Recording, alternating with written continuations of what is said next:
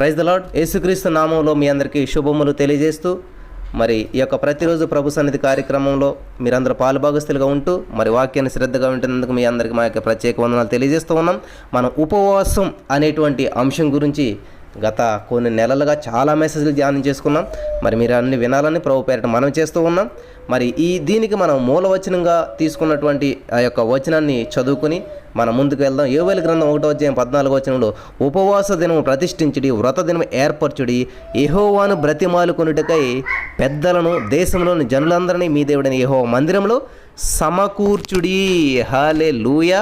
ప్రార్థన చేసుకుందాం. స్తోత్రం దేవ, సర్వోన్నతుడ, సర్వాధికారి, నీ అద్భుతమైన నామానికి లెక్కలేని స్తుతులు స్తోత్రాలు చెల్లిస్తూ ఉన్నాం. ఈ సమయం అందున ప్రభా నీ వాక్యాన్ని ధ్యానిస్తూ ఉండగా మాతో మాట్లాడమని యేసునామమున ప్రార్థించి పొందుకున్నాం తండ్రి, ఆమేన్. ప్రియులారా, దయచేసి 40 minutes మెసేజ్ ఉంటుంది, చాలా శ్రద్ధగా వినాలని చెప్పి నేను మీకు మనవి చేస్తూ ఉన్నాను.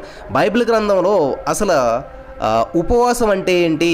అంటే ఉపేక్షించుకునుట, పా అంటే పరీక్షించుకునుట, వా అంటే వాక్యాన్ని ధ్యానించుట, సా అంటే సమర్పించుకునుట లేదా సహవాసం చేయుట, అంటే ముక్తిని చేరుట లేదా దేవునితో ముడివేయబడుట అనేటువంటిది. ఈ ఉపవాసం అనేటువంటి చాలా శక్తివంతమైనటువంటి ఒక ఆధ్యాత్మికమైనటువంటి క్రమశిక్షణ ఏర్పాటు చేసేటువంటి క్రమం అని చెప్పి మనం ప్రతి నెల మొదటి వారంలో ధ్యానం చేసుకుంటూ ఉన్నాం. మనం ఎందుకు ఉపవాస ప్రార్థన చేయాలి అంటే, మనం ఉపవాసం ఉండి ప్రార్థన చేయడం ద్వారా పరిశుద్ధాత్మ దేవుడు మన జీవితాలను రూపాంతరీకరిస్తాడంటండి.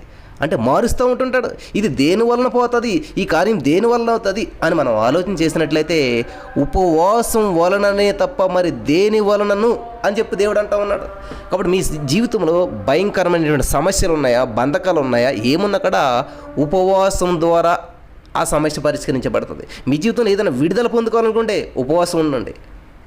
ఏదైనా సమస్య వచ్చిందంటే ఉపవాసం ఉండండి. ఖచ్చితంగా ఆ సమస్య అంతా కూడా, ఆ కట్టెలు, ఆ బంధకాలు అవన్నీ కూడా తెగిపోతాయి. దేవునికి స్తోత్రం కలుగును గాక. హల్లెలూయా. ఉపవాస ప్రార్థన అనేటువంటిది ఉద్యమానికి మూలం. మన ఆత్మీయ స్థితిలో, నిర్జీవ స్థితిలో ఉన్నాం బ్రదరు. మేము ఎందుకు పనికిరానటువంటి పరిస్థితిలో ఉండిపోయాం, ప్రార్థన చేయలేకపోతున్నాం, ప్రభుకు అనుకున్నందుకు దగ్గరగా ఉండలేకపోతున్నాం, మేమేదో డిస్టర్బ్డ్గా ఉంది మా లైఫ్ అంతా కూడా అని మీరు అనుకుంటున్నారా? అయితే ఎవరికి చెప్పొద్దు. ఉపవాసం ఉండి ప్రార్థన చేయండి, దేవుని పాదాలు పెట్టుకోండి. ఉపవాసం అనేటువంటిది ఉద్యమానికి చాలా మూలం అంటండి. దేవునికి స్తోత్రం కలిగిన గాక.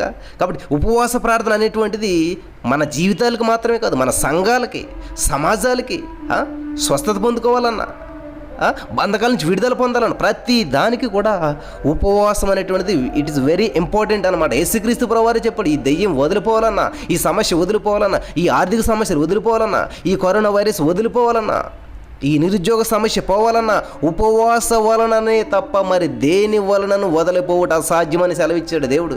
కాబట్టి ఈ వారం రోజులు మనం ఉపవాసం ఉండి మన ప్రపంచం కొరకు ఈ కరోనా వైరస్ బయటకు పోవాలని మనం ప్రార్థన చేయాలి. దేవునికి స్తోత్రం కలుగును గాక. హల్లెలూయా. దేవునికి స్తోత్రం. స్వస్థతను చేకూర్చేది ఉపవాస ప్రార్థన అనమాట. హల్లెలూయా. మరి ఉపవాస ప్రార్థన మనకి ఏమి ఇస్తుందంటే శక్తినిస్తుంది. ఉపవాసం ఉంటే నీరసించిపోం, ఉపవాసం ఉంటే బలహీనమైపోం, ఉపవాసం ఉంటే శక్తిహీనులు మాత్రం కావు నా ప్రియమైనటువంటి సహోదరి స్నేహితులారా. ఉపవాసం ఉంటే శక్తినిస్తుంది. శరీరం బలహీనం అవ్వచ్చు, ఎప్పుడు నేను బలహీనుడనో అప్పుడు బలవంతుడు అన్నటువంటి వాక్యం ప్రకారం మన శరీరం ఎప్పుడైతే బలహీనపరుస్తుందో, మన శరీరం ఎప్పుడైతే నీరసించిపోతున్నట్టు అనిపిస్తుందో అప్పుడు దేవుని యొక్క శక్తి మనలో పరిపూర్ణమవుతుంది. హల్లెలూయా. కాబట్టి మీరు డిసప్పాయింట్ అవ్వదు. ఎటువంటి పరిస్థితి మీకు ఎదురైనా ఉపవాసం ఉండండి, ప్రార్థన చేయండి. అయ్యో ఏంటి నాకు ఈ సమస్యలు, ఏంటి నాకు ఈ బంధకాలు, ఏంటి నాకు ఈ ఆర్థిక సమస్యలు, ఏంటి నన్ను ఈ రోగం పట్టి పీడిస్తుంది, ఏంటి నన్ను ఈ గొడ్రాలితనం ఇట్లాగా ఇబ్బంది పెడుతుంది, ఏంటి నాకు ఈ సమస్య ఇలా వెంటాడుతుంది, ఎందుకు నన్ను ఇటువంటి అనారోగ్యం నన్ను ఇబ్బంది పెడుతుంది అని మీరు ఆలోచన చేసి ఎవరు మంచి డాక్టరా, లేకపోతే ఎవరు నాకు మంచి సలహా ఇస్తారా, ఎవరు నన్ను ఆదరిస్తారా, ఎవరు నన్ను మరి బలపరుస్తారా అని చూడొద్దు. దేవుడు దగ్గరికి వచ్చారు శిష్యులు అంత ప్రయత్నాలు చేసి, మనం కూడా అన్ని ప్రయత్నాలు చేసిన తర్వాత దేవుని దగ్గరికి వెళ్తూ ఉంటుంటాం. ఏంటి ప్రభు అంటే ఏమన్నదో ఉపవాసం చేయాలన్నారు అంత యేసు ప్రభు వారు. హల్లెలూయా. కాబట్టి దేవుడు ఒక మాదిరి నుంచి వెళ్ళిపోడు. మీ జీవితంలో తీరని సమస్య ఉందా, దాన్ని 10 మందికి చెప్తే ఆ సమస్య గట్ట 100 మందికి వెళ్తుంది. 100 పెద్ద సమస్య అవుతుంది, చిన్న సమస్య కాదు. కాబట్టి ఏదన్నా మీకు సమస్య ఉందంటే మొట్టమొదట మీరు ఉపవాసం ఉండి ప్రార్థన చేయాలి. మన బైబిల్ గ్రంథంలో చూసామండి, దానియేలు గారు అనగా ఆ పిల్ల గురించి ఏం చేశాడు, ఉపవాసం ఉండి ప్రార్థన చేశాడు. నెహెమ్యా గారు ఏం చేశారు, ఉపవాసం ఉండి ప్రార్థన చేశారు. ఎస్తేరు గారు ఏం చేశారు, ఉపవాసం ఉండి ప్రార్థన చేసి అప్పుడు రాజు దగ్గరికి వెళ్ళారు. ఇవన్నీ మనం ధ్యానించుకుంటూ వస్తూ ఉన్నాం. దీన్ని ధ్యానిస్తే మనం చెప్పాను కదా మీకు ఏంటి, పూర్ణ మనసుతో అని మనం పాడుతూ ఉంటుంటాం. కానీ పక్కన చిన్న చీమ వస్తుంటే మన మనసు అంతా చీమ మీద ఉంటుంది. ఎందుకంటే పూర్తి మనసు దేవుని మీద ఉన్నప్పుడు చీమ వస్తుంటే అని ఊది పాడేస్తాం, అయిపోతుంది అంతే. కాబట్టి మన జీవితంలో ప్రతి సమస్య ఒక చీమ లాంటి దానిలాగా ఎప్పుడు భావించగలుగుతామంటే పూర్ణ మనసుతో దేవుని ఆరాధిస్తూ ఉన్నప్పుడు, పూర్ణ మనసుతో దేవుని స్తుతిస్తూ ఉన్నప్పుడు మాత్రమే మన జీవితంలో ఎదురయ్యే ప్రతి సమస్య ఒక చీమలాగా అనిపిస్తాయి అన్నమాట. చీమ రోడ్డు మీద వెళ్తుందని చెప్పి ట్రాఫిక్ జామ్ అంటే ఎక్కడైనా కనిపించిందా మనకి? ప్రిల్లరా, చీమ వచ్చిందని చెప్పి మనం ఇల్లు ఖాళీ చేసి బయటికి వెళ్ళిపోయినట్టు ఎప్పుడైనా కనిపించిందా? లేదే. మరి సమస్యలు మనం చీమలాగా ఎందుకు చూడలేకపోతున్నాం అంటే పూర్ణ మనసుతో దేవుణ్ణి స్తుతించలేకపోతున్నాం, పూర్ణ మనస్సుతో దేవుని ఆరాధించలేకపోతున్నాం. పూర్తి మనసు దేవుని మీద ఉన్నప్పుడు సమస్యలు చీమల్లా కనిపిస్తాయి. సమస్యలు చీమలో ట్రాఫిక్ జామ్ చేయలేవు, అవి ట్రాఫిక్ నాపలేవు, వాటి వల్ల ఏమవుతుంది. కానీ గొప్ప జ్ఞానం నేర్చుకోవచ్చు వాటిలోంచి. హల్లెలూయా, దేవునికి స్తోత్రం కలిగిన గాక. కాబట్టి మనకి ఈ ఈ ఈ ఉపవాస ప్రార్థన అనేటువంటిది శక్తినిస్తుందంట, శక్తిహీనులుగా చేయదు. హల్లెలూయా, బలపరుస్తుందంట, దేవుళ్ళు బలపరుస్తుంది మనల్ని. యెహోవా కొరకు ఎదురు చూసేవారు నూతన బలం పొందుకుంటారు, నీరసం పొందుకోరండి. హల్లెలూయా, దేవునికి స్తోత్రం. నిర్జీవం పొందుకోరు, ఉద్యమం పొందుకుంటారు. కాబట్టి ఒక్కసారి ఆలోచించేద్దాం, ఈ లాక్డౌన్ సమయంలో దేవునికి నేను ఎంత దగ్గర అయ్యాను, ఎంత ఉజ్జీవింపబడాను, ఎంత శక్తిని పొందుకున్నాను అని మనల్ని మనం పరిశీలించుకుందాం. ఆవిడ కూడా ఈవిడ కూడా ఆయన కూడా ఈవిడ మనకు అనవసరం. మనం పరిశీలన చేసుకుందాం. నేను ఎంతగా బలపడ్డాను, ఈ సమయంలో నేను ఎంతగా దేవునికి దగ్గర అయ్యాను అని మనం ఆలోచన చేసుకుందాం. నిజంగా శక్తి పొందుకున్నాను నేను బలవంతునైనా, నేను బలపడ్డానా ప్రభులోను, దేవుని యొక్క బలాన్ని నేను పొందుకోగలిగానా అని మనం ఆలోచించేద్దాం. ఈ ఉపవాసం అనేటువంటి ఈ పునరుజ్జీవాన్ని కలుగజేస్తుందంటే, పునరుజ్జీవం. హల్లెలూయా, మనలో ఉజ్జీవం నశించిపోతే మరలా తిరిగి జన్మింపజేస్తుందంటండి ఉపవాస ప్రార్థన. మనలో ఉజ్జీవాన్ని రగులుతుంది అనమాట. హల్లెలూయా, దేవునికి స్తోత్రం కలిగిన గాక. ప్రియులారా, ఎందుకని ఈ విషయాలని మీకు చెప్తా ఉన్నానంటే, ఉపవాసం అంటే పొద్దున్న సాయంత్రం దాకా భోజనం చేయటం మానేయటం అంతే. ప్రార్థన అయిపోయిన వెంటనే టక అని పెట్టుకుని పొద్దుటే ఏవైతే మానేసాం, పొద్దుటే మానేస్తాం, బ్రేక్ఫాస్ట్ మానేస్తాం, బ్రేక్ఫాస్ట్ పక్కన ఉంటుంది. పొద్దుటే మానేసాం, టీ కాఫీలు మానేస్తాం, అవన్నీ పక్కన ఉంటాయి. పొద్దున్నుంచి ఏం మానేసాం, ఇవన్నీ పక్కనే, లంచ్ పక్కనే. ఇంతకు మనం ఏం చేసామంటే కొంచెం గ్యాప్ ఇచ్చి తింటాం, కానీ పొద్దుటి నుంచి ఏం మానేసామో అవన్నీ వరుస పెట్టి తినేస్తాం అనమాట. బ్రేక్ఫాస్ట్ తినేస్తాం, లంచ్ తినేస్తాం, అన్నీ తినేస్తాం. మరి అది ఉపవాసం ఎలాగవుతుంది అసలే? ఆలోచన చేయండి. చాలామంది చేసేటువంటిది ఏంటంటే ఇదనమాట. అంటే టైం మెయింటైన్ చేశారు తప్ప, కొంచెం గ్యాప్ అంటించారు తప్ప ఏది మానుకోలేదు అక్కడ, ఇంతకని ఏదీ లేదు ఇంతకని. ప్రియులారా, గమనించాలి. ఉపవాసం అంటే ఏంటంటే దేవునితో సహవాసం అనమాట. ఉపవాసం అంటే ఏదో భోజనానికి దూరంగా ఉంటామో, ఉపవాసం అంటే ఏదో ఆ భోజనం మానేసేసి మన పనులు మనం చేసుకోవటం అనుకున్నారంటే చాలా పొరపాటు అనమాట. కాబట్టి దేవునితో సహవాసం చేయలేనటువంటి ఉపవాసం ఏదైనా కూడా ఏదో బూడిదలో పోసిన పన్నీర్ లాగా అనమాట. పొట్ట మార్చుకోవటం అంటారు తప్ప దాని ఉపవాసం అని మాత్రం ఎప్పటికీ కూడా అనలేము. అందుకని ఈ విషయాలని మీకు తెలియజేస్తూ ఉన్నాను అనమాట. కాబట్టి ఉపవాసం అనేది పునరుజ్జీవాన్ని కలుగజేసేటువంటిదిగా ఉంటుంది. హల్లెలూయా, దేవునికి స్తోత్రం కలిగిన గాక. మరి చూడండి, ఆ యొక్క ఎస్తేరు గారు ఉపవాసం చేసినప్పుడు చూడండి, వాళ్ళు ఏంటి పండగ చేసుకుంటున్నారనమాట. ఆ ఉపవాసం ఏం చేస్తుంది, వాళ్ళకి చచ్చిపోతాం అనుకున్నటువంటి వారికి న్యూ లైఫ్ని ఇచ్చిందనమాట. హల్లెలూయా. కాబట్టి ఉపవాసానికి ముందు, ఉపవాసానికి తర్వాత దెర్ ఈజ్ నో చేంజ్ అనుకోండి.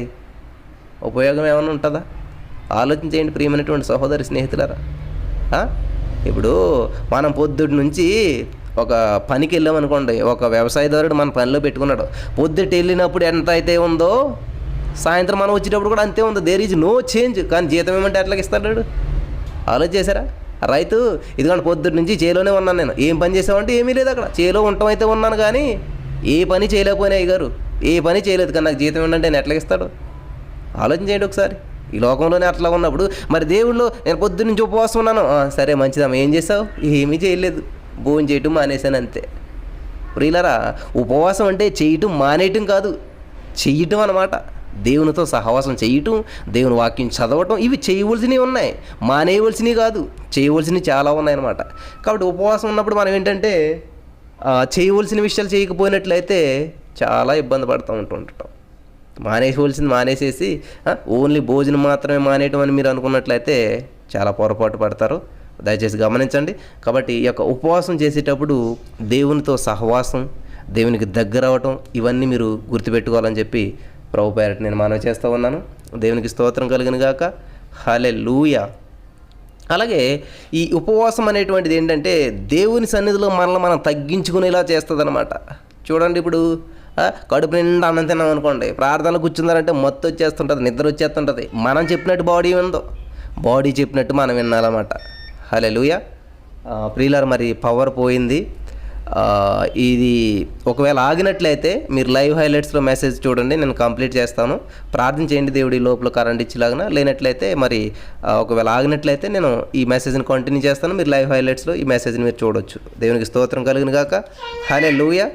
చూడండి, ఉపవాసం అనేటువంటిది మనల్ని ఏంటంటే మనం తగ్గించుకునేలా చేస్తుంది. నిజమైనటువంటి ఉపవాసం తగ్గించబడతాం అనమాట దేవునిలోను. హల్లెలూయా. దేవునికి దగ్గర అవుతాం, మనం తగ్గించుకుంటాం అనమాట. ఏ విషయాల్లో అయితే మనం మరి తగ్గించుకోవాలో ఆ విషయాల్లో తగ్గించుకుంటుంటాం. మన శరీరం మన మాట వినకుండా వెళ్ళిపోతుంటుంది అనమాట. దీనికి అది కావాలి ఇది కావాలి. కాబట్టి ఎప్పుడైతే కంట్రోల్ చేసామో, ఈ బాడీని కంట్రోల్ చేసామో, అప్పుడు ఖచ్చితంగా మన మాట ఉంటుంది. దేవునిలో మనం ఎలా ఉండాలనుకుంటే అలా ఉండగలుగుతాం అనమాట. హల్లెలూయా. దేవునికి మహిమ కలుగును గాక. కాబట్టి ఈరోజు నేను చాలా అమూల్యమైనటువంటి విషయాలు మీకు చెప్పాలని చెప్పి ఎంతో ఆశపడ్డాను. కానీ మనకి ఈ పవర్ అనేటువంటిది సహకరించలేకపోవడం వల్ల మరి ఈ మెసేజ్ మీరు కంటిన్యూ చేయలేకపోతున్నాను. దయచేసి గమనించండి. కాబట్టి ఉపవాసం చేసేటప్పుడు దేవునితో సహవాసం అని చెప్పి మనం గుర్తించి ప్రతివారు కూడా దేవునిలో బలపడే విధంగా ఉండాలి, శక్తిని పొందుకునే విధంగా ఉండాలి. మన ఉపవాసం ఉండి బీపీ వచ్చిందండి, ఉపవాసం వచ్చిందండి, షుగర్ వచ్చిందండి, ఉపవాసం వచ్చిందండి, అనారోగ్యం బాగాలైపోయింది అనేటువంటిది ఉండకూడదు అనమాట. మనం సెట్ చేసుకుని అన్నీ కూడా ఉపవాసం ఉండటం వల్ల దేవుళ్ళు ఇంకా బలపడాలన్నమాట. యెహోవా కొరకు ఎదురు చూసేవారు. మనం ఉపవాసం ఉండి ఏం చేయాలంటే ఎప్పుడు భోజనం చేద్దామని ఎదురు చూడకూడదండి. ఉపవాసం ఉండి ఎప్పుడు మూడైపోతుందా భోజనం చేద్దామని కాదు. ఉపవాసం ఉన్నప్పుడు ఏంటంటే ఎప్పుడు దేవుని సన్నిధిని అనుభవిస్తూ ఉన్నాము, ఇప్పుడు దేవుని సన్నిధిలోనే ఉన్నామని చెప్పేసి బట్టి ఆలోచనతో దేవుళ్ళు ముందుకు వెళ్ళిపోవాలి తప్ప ఈ లోకం వైపు కానీ ఈ లోకంలో ఉన్నటువంటి వైపు కానీ మనం చూడకూడదన్నమాట. హల్లెలూయా. ఎందుకంటే యెహోవా కొరకు ఎదురు చూసి నూతన బలం పొందుకుంటారంట, పునరుత్థాన శక్తిని పొందుకుంటారంట. హల్లెలూయా. దేవునికి స్తోత్రం కలిగిన గాక. మరి బైబిల్ గ్రంథంలో ఎన్నో విషయాలు ఉన్నాయి ఉపవాసం గురించినటువంటి ఆధ్యాత్మికమైనటువంటి విషయాలు. పునరుజ్జీవాన్ని పొందుకుంటామని చెప్పి దేవుని వాక్యం సెలవిస్తూ ఉంది. హల్లెలూయా. దేవునికి స్తోత్రం కలిగిన గాక. Hallelujah. God is good all the time. దేవుడు గొప్పవాడు. మరి నూతన బలం పొందుకోవాలని చెప్పి దేవుని వాక్యం మనకు సెలవిస్తూ ఉంది. హల్లెలూయా. దేవుడు మరి పవర్ ఇచ్చాడు. మీరందరూ చేసిన ప్రార్థన ఆలకించి దేవునికి మహిమ కలిగిన గాక. దేవునిలో మనం ఎప్పుడైతే ఎదురు చూస్తూ ఉంటుంటామో నూతన పరచబడుతూ ఉంటుంటాం. హల్లెలూయా. నూతన బలం పొందుకుంటూ ఉంటుంటాం. హల్లెలూయా. కాబట్టి ఈ రోజున నిర్జీవ పరిస్థితుల్లోకి వెళ్ళిపోయారా చాలామంది అంటూ ఉన్నారు. నేను ఒక సాక్ష్యం విన్నాను. ఏంటంటే జీసస్ ఆల్మైటీ గాడ్లోకి రాకముందంటండి సండే పాస్టర్ గారు చెప్పినటువంటి వాక్యాన్ని బైబిల్లో పెన్నతోటి అండర్లైన్ చేసుకునేవారంట. మళ్ళీ ఆ అండర్లైన్ చేసినటువంటి వాక్యం చూడాలంటే మళ్ళీ ఆదివారం రావాలి, మళ్ళీ చర్చికి వెళ్ళాలి, అప్పుడు మాత్రమే దాన్ని చూసేవారంట. హల్లెలూయా. అంటే చూడండి, ఆలోచించేయండి. జీసస్ ఆల్మైటీ గాడ్ ఎన్ని జీవితాలను ఎఫెక్ట్ చేసిందో ఈ ఛానల్, ఈ యూట్యూబ్, ఫేస్బుక్ ఇవన్నీ కూడా జీవితాలను మారుస్తున్నటువంటి పరిచర్య ఇదంతా కూడా. హల్లెలూయా. అంటే పైకి కనిపించకపోవచ్చు, ఎవరెవరికి తెలియకపోవచ్చు, కానీ దేవుని వాక్యం రెండంచులు వాడగలిగిన ఖడ్గం కాబట్టి అది ఎముకలు మూలుగుల్లోకి వెళ్ళి విభజించి ఎవరిని ఎక్కడ ఎలా చేయాలో అన్నీ చేస్తూ ఉందన్నమాట. హల్లెలూయా. అంతకుముందంట బైబిల్ నలిగితే తప్పు, బైబిల్కి ఏదన్నా చిన్న డస్ట్ పట్టుకుంటే తప్పు, బైబిల్కి ఏంటంటే బైబిల్ నలిగిపోతుందేమో అని చెప్పి బైబిల్నే ఒక విగ్రహంగా పూజించినటువంటి రోజులండి మావి జీసస్ ఆల్మైటీ గాడ్లోకి రాకముందు అని చెప్పినటువంటి సాక్ష్యాలు నేను చాలా ఆశ్చర్యపరిచినాయి అనమాట. అంటే బైబిల్ ఏంటంటే బైబిల్లో కొన్ని కాగితాలు అంట అంటుకుపోయి అలాగే ఉండిపోయినాయి అంటుంటాయి. అంటే యాక్చువల్గా బైబిల్ 2 పేపర్లు అతుక్కుపోతుంటుంటాయి, అలా అతుక్కుని ఉండిపోయినటువంటి అలాగే ఉండిపోయినాయి అంట, ఎప్పుడు తెరవలేదంట. హల్లెలూయా. జీసస్ ఆల్మైటీ గాడ్లోకి వచ్చిన తర్వాత మాత్రమే బైబిల్ నలగటం స్టార్ట్ అయిందంటండి. దేవునికి స్తోత్రం కలిగిన గాక. హల్లెలూయా. ప్రియులారా, మైదా పిండిని మనం ఎప్పుడైతే బాగా నలుపుతామో అప్పుడు మాత్రమే అది రొట్టె అవుతుంది, లేకపోతే పిండిగానే ఉండిపోతుంది. ఈరోజు చాలామంది బైబిల్ని ఒక విగ్రహంగా పూజిస్తూ ఉన్నారు. ఆ బైబిల్ని పట్టుకుని దానికి నొప్పి తగలకుండా, బైబిల్కి ఏం అవ్వకుండా, బైబిల్లో పేపర్ నలగకుండా వాడుతూ ఉన్నారు. ఎన్ని సంవత్సరాలు అయిందండి బైబిల్ కొనండి? 10 సంవత్సరాలు అయిందండి, 25 సంవత్సరాలు అయిందండి. చూస్తే తల మెరుస్తూ ఉంటుంది అనమాట. హల్లెలూయా. 10 సంవత్సరాలు కొన్న బట్ట మీ దగ్గర ఉన్నదా ఇప్పుడు? లేదే. 10 సంవత్సరాలు కొన్నటువంటి ఇంట్లో సామాన్లు ఉన్నాయా? లేవే. ఎందుకని? వాడుతూ ఉన్నారు. వాడే కొలది ఏమైపోతుంటే అవన్నీ కూడాను అరిగిపోతాయి, తరిగిపోతాయి. హల్లెలూయా. అది అరిగిపోయింది కాబట్టే మీరు వంట వండుకోగలిగారు, అది చినిగిపోయింది కాబట్టే మీ దేహానికి రక్షణ ఇచ్చింది. హల్లెలూయా. లేదంటే మీరు 10 సంవత్సరాల క్రితం కొన్న బట్ట కూడా అలాగే దాన్ని పెట్టి దాన్ని వాడకుండా ఉంచారంటే మీ దేహానికి రక్షణ వచ్చేదా? లేదు. మీ ఇంట్లో వంట వండుకునేవారా? ఆ పాత్ర అది అప్పటి నుంచి వాడకుండా ఉన్నట్లయితే, అది అరిగిపోకుండా ఉన్నట్లయితే, మీరు సోపు కొని 100 రోజులైనా కూడా అలాగే ఉందనుకోండి, అంటే మీరు స్నానం చేస్తున్నా సోపు వాడతలేదనమాట, అది అరగట్లేదనమాట. అది అరిగినట్లయితేనే మీ దేహానికి ఉన్న మురికి పోతుంది అనమాట. దేవునికి స్తోత్రం కలుగును గాక. హల్లెలూయా. అది అరిగినట్లయితేనే మీ దేహంలో ఉన్నటువంటి మలినమంతా బయటకు పోతుంది. అంతేగాని సోపు కొని నేను 1 year అయిందండి, ఇంత కూడా అరగలేదు, అది గ్రేట్ అనుకుంటున్నారా? అదొక విగ్రహం అయిపోయిందనమాట. కాబట్టి ఈరోజున ప్రతి ఇంట్లో బైబిల్ ఒక విగ్రహంగా మారిపోయింది. దేవునికి స్తోత్రం కలిగిన గాక. ఉపవాసం అంటే దేవునితో సహవాసం, బైబిల్ నలగాల, బట్టలు నలగాల, మోకాళ్ళు నలగాలి.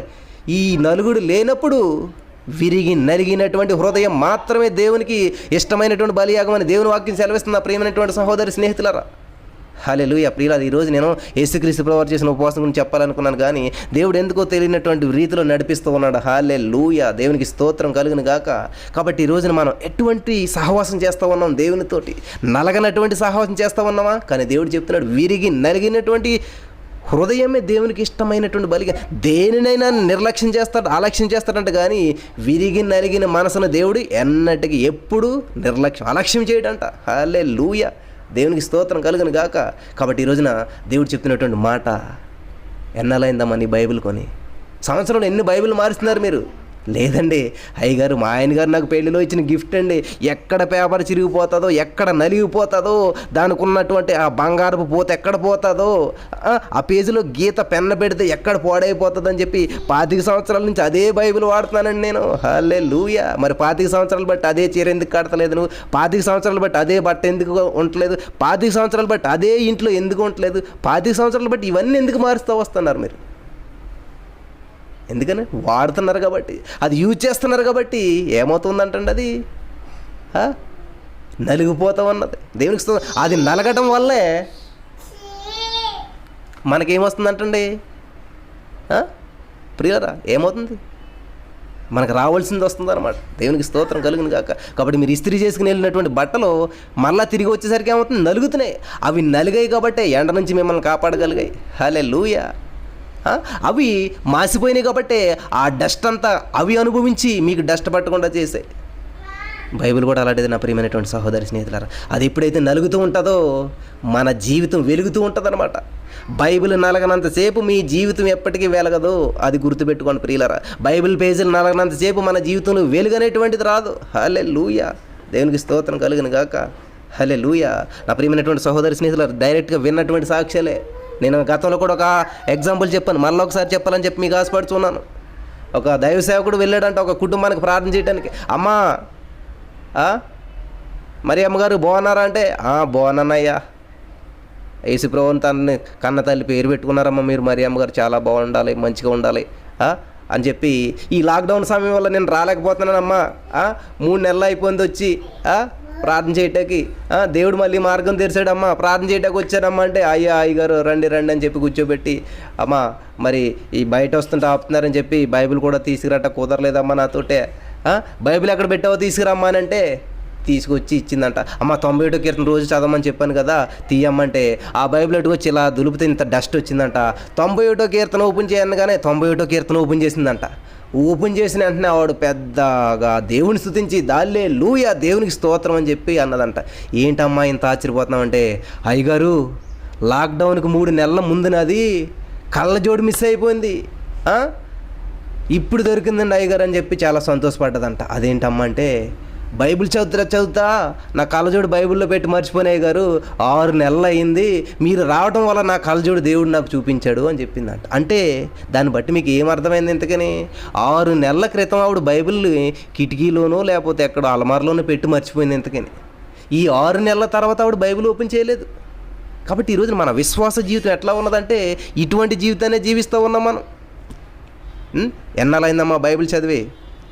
అయ్యా నాకు చదువు రాదండి. ప్రియులరా, మీకు చదువు రాదని చెప్పి ఇంట్లో కూర్చుంటున్నారా? ప్రయాణాలు చేస్తారు. బాబు ఆ బస్సు ఏ ఊరు వెళ్తుంది? బాబు ఈ పేపర్ మీద ఏం రాస్తుంది? ఎంత తెలుగు మనకి, అన్నట్లో తెలివితేటలు పని చేస్తాయి, కానీ బైబిల్ మనకు చదువు రాదు కదండి, ఎక్కడ చదువుకుంటామండి?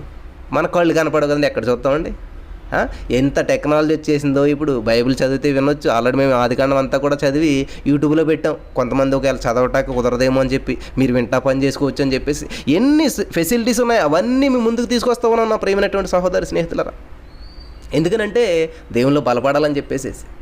కాబట్టి ఎంతకాలం అవుతుంది మనం బైబిల్ చదివి అసలని ఏమి మాదిరి చూపిస్తూ ఉన్నాం మనం దేవునికి అని చూసినట్లయితే లేదు, ఏది నలగకూడదు, అన్నీ అట్లానే ఉండాలన్నమాట. కాబట్టి బైబిల్ని మీరు ఈ రోజు నుంచి ఒక విగ్రహంగా పూజించారేమో దేవుడు చెప్పాడు మాట ఈ రోజున. ఎప్పుడు ఈ విషయం చెప్పలేదు మీకు. ఒక అమూల్యమైనటువంటి విషయాన్ని దేవుడు మేము ముందుకు తీసుకొచ్చాడు ఈ రోజున. కాబట్టి ఇంతవరకు మీరు అసలు బైబిల్లో ఒక పేజీ కూడా నలగకుండా ఉన్నదేమో, ఎక్కడ అండర్లైన్ కూడా చేయకుండా వాడారేమో బైబిల్ని. కాబట్టి మీరు సంవత్సరానికి ఒక బైబిల్ మారుతుండాలన్నమాట, బైబిల్ చదువుతూ ఉండాలన్నమాట. ఆ బైబిల్ నలుగుతూ ఉంటే మన జీవితం వెలుగుతూ ఉంటుందన్నమాట. హల్లెలూయా, దేవునికి స్తోత్రం కలుగును గాక. హల్లెలూయా. ఏంటండి, ఆ బైబిల్ ఎప్పుడైతే నలుగుతూ ఉంటుందో మన జీవితం వెలుగుతూ ఉంటుందంట. హల్లెలూయా, దేవునికి స్తోత్రం కలుగును గాక. కాబట్టి నా ప్రియమైనటువంటి సహోదరి స్నేహితులరా, ఒక్కసారి మీరు బైబిల్ ఓపెన్ చేసి మీ బైబిల్లో ఉన్న మొట్టమొదటి పేజీ అసలు ఎప్పుడన్నా నలిగిందా? అసలు బైబిల్లో ఉన్న మొట్టమొదటి పేజీలో అసలు ఏమున్నదో మీకు ఏమన్నా తెలిసిందా? చదివారా? హల్లెలూయా, దేవునికి స్తోత్రం. కాబట్టి ఈ రోజు నుంచి మీరు ఏం చేయాలంటే బైబిల్ ప్రతిరోజు చదవాలి. అలాగని చెప్పి ఒక్కొక్క కాగితం పట్టుకుని నలిపి ఒక ఆయన అంటండి, నీ వాక్యం నాకు దొరకగా నేను దాన్ని భుజించితినని ఉంటుంది కదండి బైబిల్ గ్రంథంలోను. ఒక ఆయన అంటే రోజుకి 2 కాగితాలు తింటా వచ్చాడంట. ఒక 10 రోజులు 15 రోజులకి మోషన్స్ వామిటింగ్స్ పట్టుకుని ఫుల్ హాస్పిటల్ అడ్మిట్ అయ్యాడంట. తింటాం అంటే పేపర్లో నోట్లో పెట్టుకుని తినేయటం కాదండి. చాలామంది ఎంత డైరెక్ట్గా అర్థం చేసుకుంటారంటే వాక్యాన్ని ఎంత బాగా అప్లై చేసుకుంటారంటే రోజుకో పేపర్ తింటా వచ్చేసాడంట ఆయన, బైబిల్ని మొత్తం సింపేసి. కాబట్టి మేము హాస్టల్లో ఉన్నప్పుడు ఏమేమి చేసేవాళ్ళు అంటే, నేను గవర్నమెంట్ హాస్టల్లో చదువుకున్నాను అన్నమాట 6th నుంచి 10th క్లాస్ వరకు. వాళ్ళు ఏం చేసేవారు అంటే ఈవినింగ్ ప్రేయర్ పెట్టి డిన్నర్ పెట్టి ముందు చెక్ చేసేవారు అన్నమాట. ఎవడన్నా స్నానం చేసాడా లేదంటే అందరు చేసేవనివారు. స్నానం చేస్తే ఏమవుతుంది, మనకు మొలతాడు తడిసిపోతుంది కదా, ఆ మొలతాడు తడిచుంటే స్నానం చేసినట్టు అని చెప్పి చెక్ చేసేవారు. అమ్మో, అర్థమైపోయింది చాలామందికి, ఓహో మొలతాడు తడిస్తే స్నానం చేసినట్టు అని. ఏం చేసేవారు, ఓన్లీ మొలతాడు మాత్రమే తడుపుకొని వచ్చి లైన్లో నుంచి నువ్వు అన్నమాట. చూసారా, ఎవరినో ఇప్పుడు వాళ్ళు స్నానం చేయడం వల్ల ఎవరికి వస్తే అవతలకి ఏమైనా లాభం వస్తుందా? కాబట్టి కొన్ని విషయాలు మనకి ఎలా ఉంటాయంటే ఎదుట వాళ్ళని మెప్పించటాకు, ఎదుట వాళ్ళ కోసము మనం చేస్తూ ఉంటుంటాం. ఇంతకు దానివల్ల బెనిఫిట్ ఎవరికి? ఇంతకని వీళ్ళు స్నానం చేస్తేనే వీళ్ళకే బెనిఫిట్, అవతలకి ఏమీ రాదు. హల్లెలూయా, దేవునికి స్తోత్రం కలుగును గాక. కాబట్టి ఇట్లాంటి మనం అనుకుంటాం వాళ్ళు మోసం చేసామని. చాలా తప్పు అనమాట అది. మనల్ని మనం మోసగించుకున్నాం అనేటువంటి విషయం తెలియదు అనమాట. కాబట్టి బైబిల్ నలగాలని చెప్పి రోజు చేతులు పెట్టి అట్లా నలిపి, నా బైబిల్ చూడండి ఎంత నలిగిపోయిందంటే, ఎవరిని మోసం చేస్తారు? దేవుని మోసం చేశారా? మిమ్మల్ని మీరు మోసం చేసుకున్నారా? హల్లెలూయా. యెహోవా కనుదృష్టి లోకమంతా సంచారం చేస్తుందంటండి. హల్లెలూయా. కాబట్టి ఉపవాసము అంటే ఏంటంటే దేవునితో సహవాసం అనేటువంటి విషయం. దేవునితో సహవాసం లేనటువంటి ఉపవాసం ఉన్న ఒకటే లేకపోయినా ఒకటి అనమాట. కాబట్టి నిన్నటికి ఈ రోజుకి ఏదో తేడా లేదంటే అసలు ఉపయోగం లేనట్టు అనమాట. కాబట్టి 10 మంది పని వాళ్ళని పొలంలో పెట్టుకుని రైతు పొద్దుట ఈ పని అప్పు చెప్పి సాయంత్రం వచ్చేసరికి అదే స్థితిలో ఉన్నదనుకోండి, ఆయన ఏం చేస్తాడు? సంతోషపడతాడా? లేదు. జీతం ఇస్తాడా? ఇవ్వడు. కాబట్టి ఈరోజున మనం ఉపవాసం ఉండి ప్రార్థన చేసినా కూడా ఫలితాలు చూడట్లేదు. దేవుని సన్నిధిలో మనం బలపడుతున్నా కూడా ఆ యొక్క ఫలితాన్ని మనం పొందుకోవట్లేదు, ఆ యొక్క ప్రసన్నతను అనుభవించట్లేదు, దేవునికి దగ్గర అవ్వట్లేదు. కారణం ఏంటంటే ఇదన్నమాట విషయం. ఎంతకని హల్లెలూయా, దేవునికి స్తోత్రం కలుగును గాక. కాబట్టి ఈ రోజు నుంచి మనం ఒక డిసైడ్మెంట్ చేసుకోవాలన్నమాట. దేవా, నేను ఖచ్చితంగా నీ సన్నిధిలో ఒక ప్రత్యేకమైనటువంటి వ్యక్తిగా జీవించాలనుకుంటా ఉన్నాను. ఉపవాసం చేసినప్పుడు ప్రత్యేకంగా ఉండాలి. ప్రతిరోజు ఒక అధ్యాయం చదివితే ఉపవాసం చేసినప్పుడు 10 అధ్యాయాలు చదువుకోవాలి. ప్రతిరోజు 10 నిమిషాలు ప్రార్థన చేస్తే ఉపవాసం ఉన్నప్పుడు ఎక్కువ సమయం ప్రార్థన చేసుకోవాలి. ఇట్లాగా ఒక చేంజ్, ఒక డిఫరెంట్ అనేటువంటి చూపించాలన్నమాట. హల్లెలూయా, దేవునికి స్తోత్రం. చూడండి, మనకి ఇది బెంగళూరు బొండం అండి, ఇది ఆంధ్ర బొండం అండి అంటుంటారు ఇక్కడ హైదరాబాద్లో. ఏంటండి దానికి దీనికి తేడా అంటే, ఇందులో చాలా నీళ్ళు ఎక్కువ ఉంటాయండి, ఇందులో ఇది తేడా అండి, అది తేడా అండి అని చెప్తూ ఉంటుంటారు. మన క్యారెట్ కొంటకి వెళ్తే ఇదేంటండి ఇంత రేట్ అంటే, ఇది బెంగళూరు క్యారెట్ అండి అన్నాడు ఆయన. ఓ ప్రియులరా, కాబట్టి ఒక సంథింగ్ తేడా చూపించాలన్నమాట మనం. అంతేగాని ఉంటుంది, పాడిందే పాట పాడరా పాసివాళ్ళు దాసరా అని చెప్పి అంటుండేవారు అనమాట చిన్నప్పుడు. ఈ బాగా సామెత వాడేవారు అనమాట. అంటే ఉపవాసం ఉన్నాము, భోజనం మానేసాం, తిన్నాము, అయిపోయింది. ఇన్ని రోజులు ఉపవాసం అంటే ఇన్ని రోజులు. కాబట్టి ఇన్ని రోజులు ఉపవాసం చేసాం, అన్ని రోజులు ఉపవాసం చేసాం అని అసలు ఏం చేసాం, మనం దేవునితో ఎంత సహవాసం చేసాం, దేవునికి ఎంత సమయాన్ని ఇచ్చాం, దేవునితో ఎంత గడిపాం మనం, అసలు మన జీవితంలో ఎంత చేంజ్ వచ్చింది అనేటువంటి ఆలోచన లేనప్పుడు ఎన్ని చేసి ఏం చేస్తే ఉపయోగం ఏంటి చెప్పండి, ఒక్కసారి ఆలోచన చేయండి. మా పిల్లడు 25 సంవత్సరాలు బట్టి వెళ్తున్నాడండి స్కూల్కి. ఏం చేస్తున్నాడండి? స్కూల్లోనే ఉన్నాడండి. ఇంతకీ ఎల్కేజీలోనే ఉన్నాడండి. ఎన్నాళ్ళు బట్టి వెళ్తున్నాడు? 25 సంవత్సరాలు బట్టి వెళ్తున్నాడు. హల్లెలూయా. సంతోషిస్తారా మీరు? లేదే. వాడు ఏం చేయాలి? వెళ్తున్నాడు LKG, UKG, first class, second class, primary school, upper primary school, high school, intermediate, degree ఇలా చదువుకుంటూ వెళ్ళి ప్రయోజకుడు అయ్యి ఒక ఉన్నతమైన స్థితిలోకి వెళ్ళినప్పుడు అప్పుడు సంతోషిస్తాం. అంతేకాని స్కూల్కి వెళ్ళి వచ్చాడంటే మనం సంతోషించాం. వాడు వెళ్ళి ఏదో నేర్చుకుని వచ్చాడు, మా మాస్టర్ ఏం చెప్పారు తెలిసి ఈరోజు సండే, మండే, ట్యూస్డే అని చెప్పారు అనుకున్నప్పుడు ఖచ్చితంగా మనకి సంతోషం వేస్తుంది. హల్లెలూయా. దేవునికి స్తోత్రం. ఇప్పుడు మా రేనాసాలో ఉన్నది ప్రార్థన అంటే కళ్ళు మూసేస్తుంది, చేతులు జోడింతుంది, ఇట్లా ఏదో ఆమెకి ఏమీ రాదు కానీ ప్రార్థన చేస్తుంది. ఎంత సంతోషం అనిపిస్తుంది, వెరీ గుడ్ అనిపిస్తుంది అనమాట. కాబట్టి ఈ రోజున మనం ఎన్ని మెసేజ్లు వింటూ ఉన్నాం, ఎంత దేవునికి ఎన్నిసార్లు చర్చికి వెళ్తూ ఉన్నాం, ఇదంతా మంచిదే, కాదని చెప్పట్లేదు. అంటే మనం ఏదో స్కూల్కి వెళ్ళి వచ్చేసినట్టుగా కాకుండా ఆ స్కూల్లో ఏమి నేర్చుకున్నామో అనేటువంటిది చాలా ఇంపార్టెంట్ అనమాట. దేవునికి స్తోత్రం కలుగును గాక. కాబట్టి ఈరోజు ఇక్కడ ఆన్లైన్లో గడిపారు. ఒక్క వాక్యం అన్న మన హృదయానికి తగిలిందా? ఒక్క వాక్యం అన్న మన హృదయంలో మొలుస్తూ ఉన్నదా? ఒక విత్తనం అన్న నాటబడుతుందా? మన హృదయం అనేటువంటి ఈ పొలంలో ఒక విత్తనం అన్న నాటబడుతుందా? ఒక్క విత్తనం. హల్లెలూయా. నిన్న ధ్యానించుకున్న విత్తు లేని చెట్టు విశ్వమంతా వ్యాపించినది. కాబట్టి ఒకే ఒక్క మాట, one word from God can change your destiny for ever. నీ జీవితాన్ని, నా జీవితాన్ని మార్చేది ఒక్క వర్డ్ అండి. ఒక్క మాట, దేవుని నోటి నుంచి వచ్చినటువంటి ఒక మాట ప్రతి జీవితాన్ని మార్చేస్తుంది. కాబట్టి మన టార్గెట్, మన గురి యేసయ్య వైపు ఉన్నప్పుడు జీవితాలు ఖచ్చితంగా మార్చబడతాయి ప్రియులారా. జీవితాలు ఎప్పుడు జీవితాల్లాగా ఉండవు, పరిస్థితులు ఎప్పుడు పరిస్థితిలాగా ఉండవు. హల్లెలూయా. యేసుప్రభు దగ్గరికి వచ్చినప్పుడు గుడ్డోళ్ళు, కానీ వెళ్ళినప్పుడు చూపుతోటి వెళ్తున్నారు. యేసుప్రభు దగ్గరికి వచ్చిన వాళ్ళు కుష్టివాళ్ళు, వెళ్ళేటప్పుడు స్వస్థత పొందుకుని వెళ్తున్నారు. యేసుప్రభు దగ్గరికి వచ్చినప్పుడు కుంటోళ్ళు, వెళ్ళేటప్పుడు నడుచుకుంటూ వెళ్తున్నారు. సంథింగ్ చేంజ్ ఉండాలన్నమాట దేవుని దగ్గరికి వస్తేనే. అంతేగాని వచ్చిన వాళ్ళు వచ్చినట్టు వెళ్తే కుక్క సంతకి వెళ్ళి వచ్చినట్టు అనమాట. కుక్క సంతకి వెళ్తుంది అంటే ఎందుకు వెళ్తుందో మర్చిపోతుంది, అది మామూలుగానే వచ్చేస్తుంది అనమాట. దేర్ ఇస్ నో చేంజ్ అనమాట. హల్లెలూయా. కాబట్టి క్రిస్టియానిటీ అంటే ఏంటంటే క్రీస్తును కలిగి జీవించటం. హల్లెలూయా. క్రీస్తుని కలిగి జీవించడం అంటే ఏంటి బ్రదర్ అంటూ ఉంటారనమాట. అంటే క్రీస్తు నీలో ఉండాలన్నమాట. నేను చాలాసార్లు చెప్పిన ఎగ్జాంపుల్ ఏంటంటే, ఉపవాసం ఉన్నామంటే దేవునితో సహవాసం కదండి. అంటే దేవుని కలిగి, క్రైస్తవుడు అంటే క్రీస్తును కలిగినటువంటి వ్యక్తి. అంటే ఎవరున్నారు లోపల? క్రీస్తు ఉన్నాడు అనమాట. ఫర్ ఎగ్జాంపుల్ ఒక ప్రెగ్నెంట్ ఉమెన్ తీసుకోండి. ఎప్పుడైతే ఆమె కన్సీవ్ అయిందని తెలిసిందో ఆహారపు అలవాట్లు మారిపోతాయి, మాట విధానం మారిపోతుంది. గట్టిగా అరుస్తుంది ఆవిడ? లేదు, నెమ్మదిగా మాట్లాడుతుంటుంది. స్పీడ్గా నడుస్తుందా? లేదు, స్లోగా నడుస్తుంటుంటుంది. గొంతులు వేస్తుందా? వేయదు. ఎక్కడ పడితే అక్కడ కూర్చుంటుందా? ఎలా పడితే అలా కూర్చుంటుందా? లేదు. ఏది పడితే తింటుందా? లేదు. చూపు, మాట, ప్రవర్తన, నడక, పడక, ఎవ్రీథింగ్ చేంజ్ అనమాట. దట్ ఈజ్ క్రిస్టియానిటీ అనమాట. అదండి క్రైస్తవ్యం అంటేనే. అంతేగాని ఇప్పుడు ఆమె ప్రెగ్నెంట్ తోటి ఉన్నా కూడా రన్నింగ్ చేసేసి, ప్రెగ్నెంట్ తోటి ఉన్నా కూడా ఇష్టానుసారంగా వెళ్ళిపోయి ప్రెగ్నెంట్ ఇట్లా చేస్తారా? లేదు. చాలా చేంజ్ ఉంటుంది అనమాట. మొత్తం చేంజ్ అయిపోతుంది, జీవితమే మారిపోతుంటుంది అనమాట. హల్లెలూయా. కాబట్టి యేసుక్రీస్తుని కలిగి ఉన్నాను, నేను క్రైస్తవుడిని అంటే ఏంటంటే మన చూపు, మాట, ప్రవర్తన, ఆలోచన, నడక, పడక అన్నీ కూడా మారిపోవాలన్నమాట. దేవునికి స్తోత్రం కలుగును గాక. హల్లెలూయా. ప్రియులారా ఆలోచించేయండి. ఇవన్నీ కూడా ఏమైపోవాలంటే మారిపోవాలి, చేంజ్ అవ్వాలి. ఇవన్నీ మారకుండా కూడా సేమ్ అట్లాగే ఉన్నారనుకోండి, ఏమనుకుంటారు? నమ్మరు ఎవరో కూడా. కాబట్టి ఈ రోజున మనం అనుకుంటా ఉన్నాం క్రైస్తవులు అని చెప్పుకుంటూ ఉన్నాం, కానీ క్రైస్తవులుగా లేవు. లోపల క్రీస్తు ఉంటే ఎలా ఉంటాడు?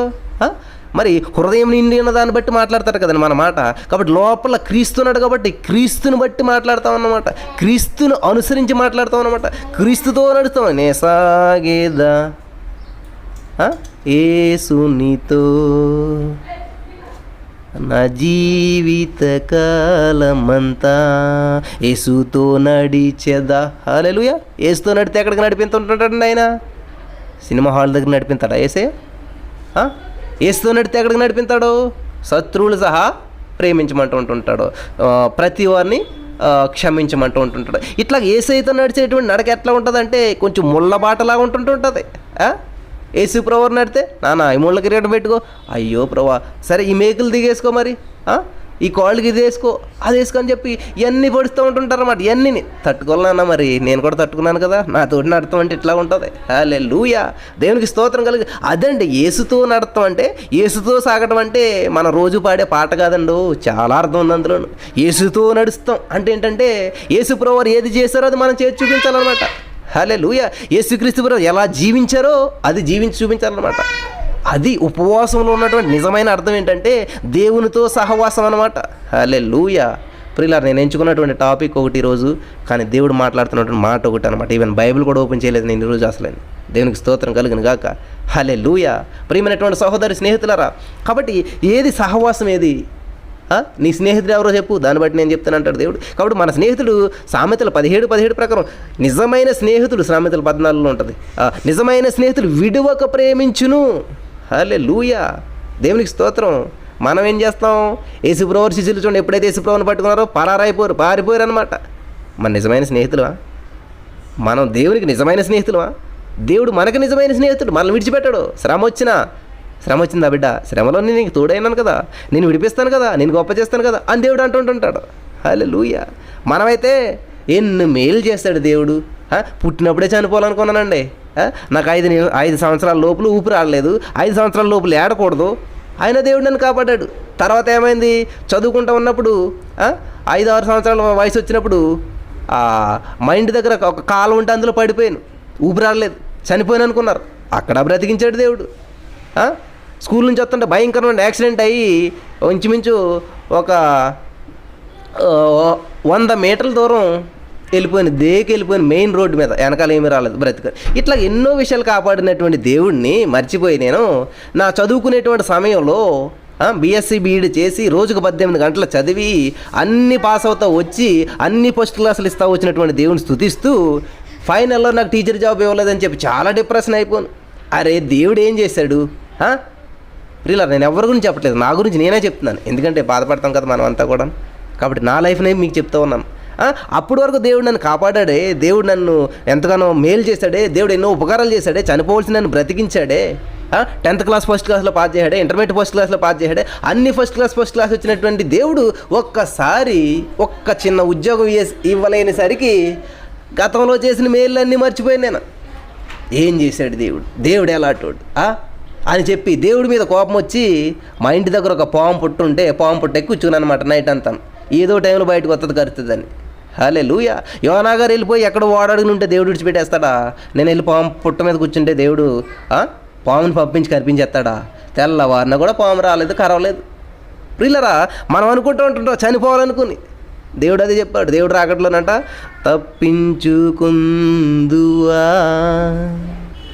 దేవుని యొద్ద నుండి, ఆకాశముకెక్కిన సముద్రములు దాగిన తప్పించుకుందువా. హల్లెలూయా.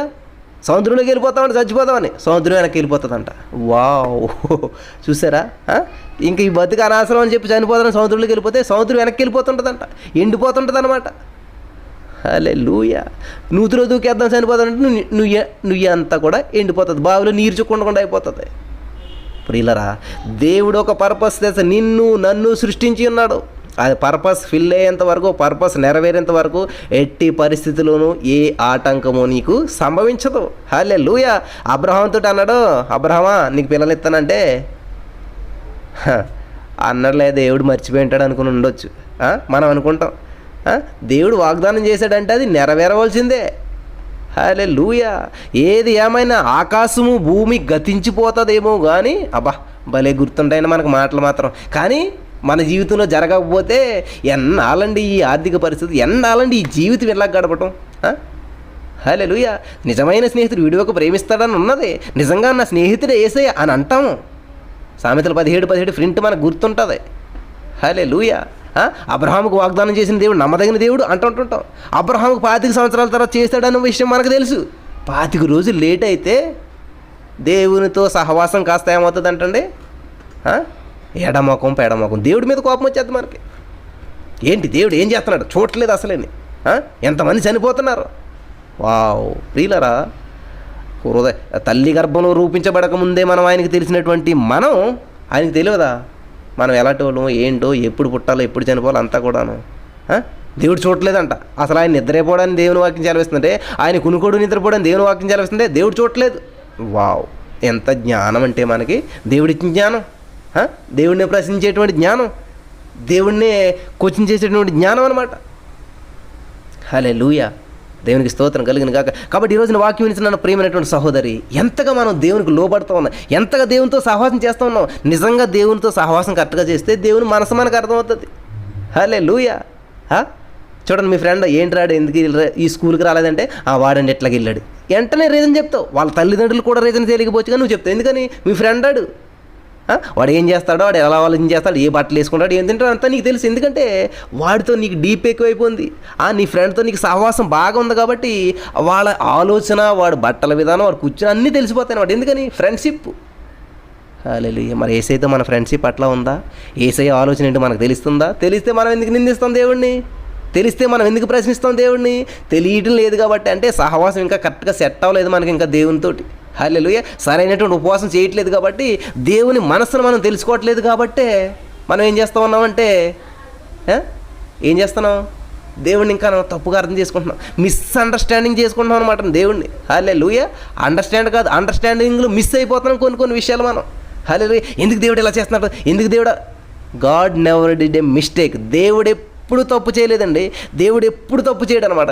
దేవుడు ఎప్పుడు మిస్టేక్ చేయడు, మనుషుడు కాదైనా. హల్లెలూయా. దేవుడు ఎప్పుడు తప్పు చేయడు. ఎందుకనండి నా భర్త సడన్గా చనిపోయాడు, ఎందుకనండి నా కుటుంబం సడన్గా ఇట్లాగ అయిపోయింది, దేవుడు ఎందుకు ఇలా చేస్తాడు? No no no. God never did a mistake. దేవుడు ఎప్పుడు కూడా, ఎప్పుడు నెవర్ దేవుడు తప్పు చేయడు. హల్లెలూయా. దేవునికి స్తోత్రం. ఏంటండి, మనకి సూర్యుని చుట్టూ భూమి గిరగిర తిరుగుతుంది అంటండి. సూర్యుని చుట్టూ తిరుగుతుందంటే అక్కడ ఆగిందా? భూమి కూడా తన చుట్టూ దాన్ని గిరగిర తిరుగుతుందంట. ఎంత సృష్టి పెట్టాడు చూడండి. ఒకవేళ 1 ఇంచు కానీ అది ముందుకు కానీ వెనక్కి కానీ వెళ్తే ఏమవుతుందండి? చూడండి, మనకి ఏమంటారు ఇది, మనకి ఎగ్జిబిషన్కి వెళ్ళినప్పుడు మనకి జైంట్ వీల్ ఎక్కుతాం అనమాట. అది ఒక రేంజ్లో తిప్పితేనే దాని మీద ఉన్న వాళ్ళు దాని మీద ఉంటారు. దాన్ని ఏమాత్రం స్పీడ్ గిరగిర తిప్పారనుకోండి, ఏమవుతారండి? పిట్టలు రాలినట్టు ఎవరెక్కడ పడతారో తెలియకుండా ఎగిరెగిరి పడతారు. అలాగే ఈ భూగోళం సూర్యుని చుట్టూ తిరుగుతున్నటువంటి కక్ష అనేటువంటిది ఒకటి ఉంటుంది. ఆ కక్ష అటు కానీ ఇటు కానీ ఆ లైన్ 1 ఇంచు ఇటు కానీ అటు కానీ కదిలింది అనుకోండి, ఏమవుతుందంట? ఎక్కడ పడతామో తెలియదు, మనం ఏమవుతామో తెలియదు అసలేని. మరి అంత సిస్టమేటిక్గా పెట్టినటువంటి దేవుడు మిస్టేక్ చేస్తాడా? ప్రిల్లరా, ఎందుకు మిస్టేక్ చేస్తాడు? చూడండి, సూర్యుడు కాంతి ఎంత పడాలో మనకు అంతే పెట్టాడనమాట. ఒకవేళ సూర్యుడికి ఈ భూమికి కొంచెం మనకి దూరం అటు ఇటు వెళ్ళాడు అనుకోండి, భూమి మీద ఉన్న నీరంతా గడ్డగడ్డేస్తుంది. లేదు దగ్గరికి వచ్చాడు అనుకోండి, భూమి అంతా కూడా మొత్తం ఆవిరైపోయి నీరంతాను. ఇవన్నీ ఎంత సెన్సిటివ్ విషయాలు. మరి దేవుడు ఎందుకు తప్పు చేస్తాడు? అంత పర్టికులర్గా అంత సిస్టమేటిక్గా సృష్టించినటువంటి దేవుడు ఎందుకు ఇలా చేశాడండి? 1 మార్క్ ఇస్తే నాకు ఉద్యోగం వచ్చేసేది, నేను అలాగున్నవాడిని అనమాట. 1 మార్క్ ఇస్తే దేవుడు ఉద్యోగం వచ్చేసింది కదా, చక్కగా నేను అక్కడే ఉందని కదా, చక్కగా ఈ గవర్నమెంట్ జాబ్ ఎందుకు ఇవ్వలేదు దేవుడు నాకు? అసలని ఇన్ని చేశాడు కదా, అసలు ఈ గవర్నమెంట్ ఉద్యోగం దేవుడు ఎందుకు ఇవ్వలేదు? ప్రియులారా, మీరు ప్రశ్నించారో లేదా కానీ నేను చాలా ప్రశ్నలు చేశాను అన్నమాట దేవుడిని. ఎందుకు దేవుడు ఎట్లా చేశాడు, ఎందుకు అట్లా చేశాడు? అరే, అసలు దేవుడు ఎందుకు ఈ వ్యక్తికి కాళ్ళు ఇవ్వలేదు? అసలు దేవుడు ఈ వ్యక్తికి ఎందుకు గుడ్డితనం వచ్చింది? అసలు వీళ్ళకి ఎందుకు ఇల్లు ఇవ్వట్లేదు దేవుడు? ప్రియులారా, విచిత్రం ఏంటంటే ఆయన దినమెల్లా చేతులు చాపుతూ ఉన్నాడు. దేవుడు ఎందుకు ఇవ్వలేదు కాదు ఇంతగానే. దేవుడు అన్ని సమృద్ధినిచ్చాడు. మనకి ఎఫెసీ పత్రికలో దేవుడు అన్ని ఆశీర్వాదాలు ఇచ్చేసాడంట. మరి ప్రాబ్లం ఏంటి? మనం వాటిని స్వతంత్రించుకోలేకపోతున్నాం. హల్లెలూయా.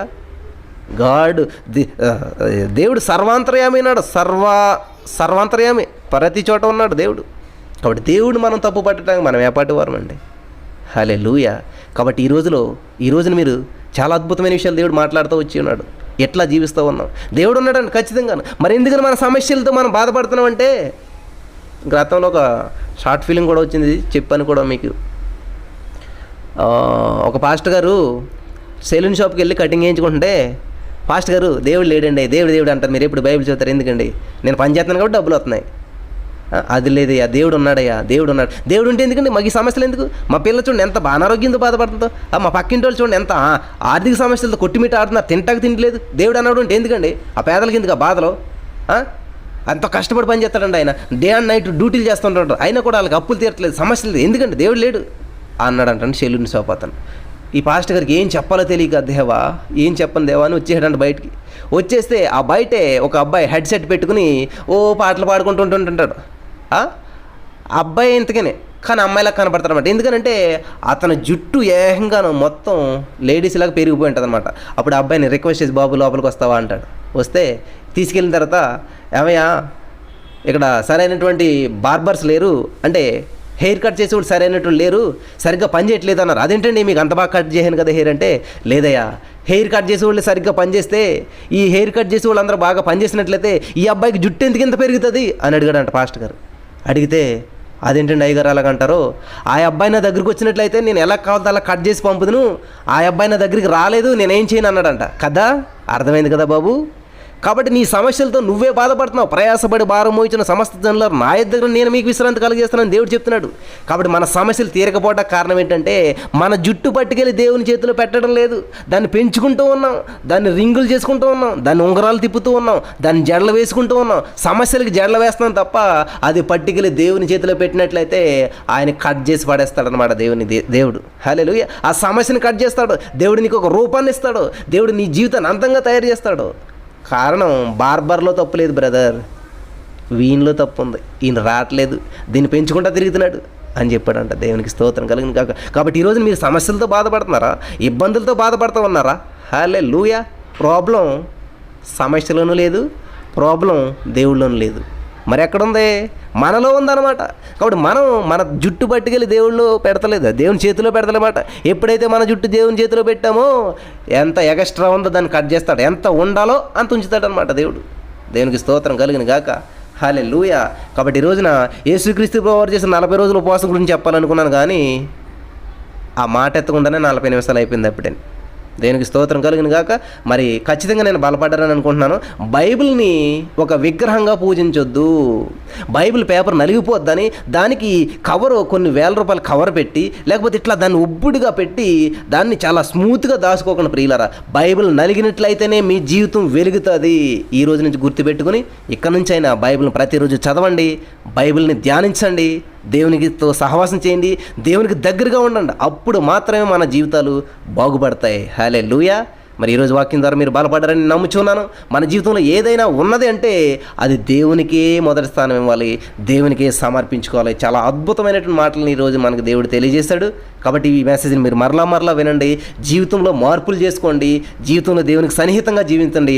అటువంటి కృపను దేవుడు ఇక్కడ ఉన్న మనందరికీ దయచేయాలని చెప్పి నేను మనస్ఫూర్తిగా కోరుకుంటున్నాను. ఖచ్చితంగా మరి రేపు దేవుడు యేసుప్రభువు చేసిన 40 రోజుల ఉపవాసం గురించి ధ్యానించబోతున్నాం. ఈ వారం అంతా కూడా యేసుప్రభువు చేసిన ఉపవాసం గురించి ధ్యానించుకుంటాం. మరి దయచేసి ప్రతిరోజు శ్రద్ధగా వినండి. తెలియనటువంటి వారికి ఈ ప్రోగ్రాం నుంచి తెలియజేయండి. ఖచ్చితంగా బలపడతారు నా ప్రియమైనటువంటి సహోదరి స్నేహితులను నేను చెప్తున్నాను. దేవుడు పరిశుద్ధాత్మతో నడిపించబడుతున్నటువంటి కార్యక్రమాలు ఇవన్నీ అనేక జీవితాలు కట్టబడుతున్నాయి, అనేక కుటుంబాలు కట్టబడుతున్నాయి, అనేక అద్భుత కార్యాలు ఇక్కడ జరుగుతూ ఉన్నాయి. హల్లెలూయా. కేవలం దేవుని నా మహిమార్థమే. కాబట్టి ఈ యొక్క వాక్యం ద్వారా దేవుడు మిమ్మల్ని అందరిని బలపరచడని నమ్ముచున్నాను. ప్రార్థన చేసుకుందాం. యేసయ్యా నీకు వందనాలు. చాలా అద్భుతమైన అమూల్యమైన విషయాలు మాకు తెలియజేస్తావు. ఎందరైతే ఈ వాక్యం విన్నారో వారందరినీ జ్ఞాపకం చేసుకోండి. వారందరిపై నీ ఆత్మ అభిషేకం మెండుగా కుమ్మరించమని. విత్తబడినటువంటి వాక్యం వ్యర్థం కాకూడదు నా ప్రభావ. ప్రతి హృదయంలో నాటబడి 30, 60, 100 1000 ఫలింపజేయమని మా రక్షకుడు ప్రభువైన యేసు నామములో ప్రార్థించి నమ్మి పొందుకుని ఉన్నాం మా పరమ తండ్రి. Amen, amen, amen.